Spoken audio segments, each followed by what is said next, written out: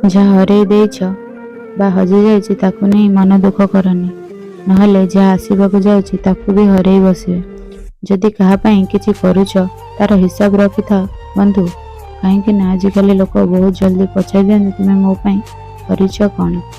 ଜୀବନରେ ସମସ୍ୟା ତ ଆସିବ, କିନ୍ତୁ ସେସବୁକୁ ସାମ୍ନା କରି ହସିବା ଶିଖିଯାଅ, ତେବେ ସମସ୍ୟା ବି ଦିନେ ନା ଦିନେ ହାର ମାନିଯିବ। ମନୁଷ୍ୟ ଶରୀରର ଉଚ୍ଚତା ଜାତି ଧର୍ମ ବର୍ଣ୍ଣରେ ବଡ଼ ହୋଇନଥାଏ, ବରଂ ତାର ଚିନ୍ତାଧାରା ହିଁ ତାକୁ ବଡ଼ ଆଉ ସାନ ବନେଇଥାଏ। ଏ ଦୁନିଆରେ କେହି କାହାର ଶତ୍ରୁ ନୁହନ୍ତି, ନିଜ ଭିତରେ ଥିବା ଗର୍ବ ଅହଙ୍କାର ହିଁ ସବୁଠାରୁ ବଡ଼ ଶତ୍ରୁ। ପ୍ରଥମେ ତାକୁ ମାରିଦିଅ, ସବୁ ଠିକ୍ ହୋଇଯିବ। ଯଦି ଆପଣ ନିଜ ଖୁସିରେ ଅଛନ୍ତି ତେବେ ଆପଣଙ୍କର ଧନ୍ୟ। ଯଦି ଆପଣଙ୍କ ପାଇଁ ଲୋକମାନେ ଖୁସିରେ ଅଛନ୍ତି ତେବେ ଆପଣଙ୍କ ଜୀବନ ସାର୍ଥକ ହେଉଛି। ଏ ଜୀବନ ଆମକୁ ମିଳିଥିବା କାଗଜ ଖଣ୍ଡେ, ନୋଟକୁ କିଛି ଆମେ ଖାଇବା ଆଉ କିଛି ଲୋକଙ୍କ ସେବା କରିବା ଓ ଭଗବାନଙ୍କୁ ସ୍ମରଣ କରିବା।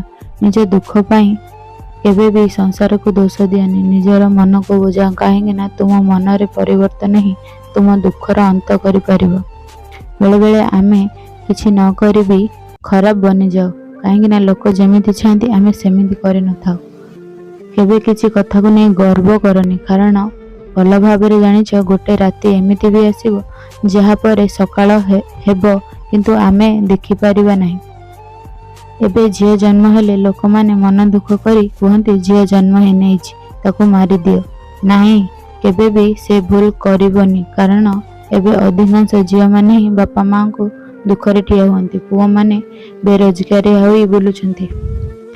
ସମସ୍ତଙ୍କ କଥା ନିଜ ହୃଦୟରେ ବି ନିଅ ନାହିଁ, କାରଣ ଲୋକମାନେ ତାଙ୍କ ନଜର ଅନୁସାରେ କଥା କହିଥାନ୍ତି। ନିଜେ ଯଦି ଠିକ୍ ତେବେ ସବୁ ଠିକ୍। ଧନ ଠାରୁ ସଂସ୍କାର ଅଧିକ ଗୁରୁତ୍ୱପୂର୍ଣ୍ଣ, କାହିଁକି ନା ଯାହାର ସଂସ୍କାର ଚାଲିଗଲା ତା ପାଖରୁ ଲକ୍ଷ୍ମୀ ଚାଲିଗଲେ। କାହା ପାଦ ତଳେ ପଡ଼ି ପ୍ରତିଷ୍ଠା ପାଇବା ପାଇଁ ବହୁତ ଭଲ ନିଜ ପାଦରେ ଚାଲି କିଛି ବନିବାର ସାହସ ରଖିବା। ସର୍ବଦା ସତ୍ୟ ପଥରେ ଚାଲନ୍ତୁ, ସତ୍ୟର ଡଙ୍ଗା ଦୋହଲିବ, ସତ କିନ୍ତୁ କେବେ ଉଡ଼ିବ ନାହିଁ। ଜୀବନରେ ଅଧିକ ସମ୍ପର୍କ ବନେଇ କିଛି ଦରକାର ନାହିଁ। ସମ୍ପର୍କୀୟ ଅଳ୍ପ ହେଲେ ବି ଚଳିବ, କିନ୍ତୁ ସେଇଟା ହୃଦୟରୁ ହୋଇଥିବା ଦରକାର।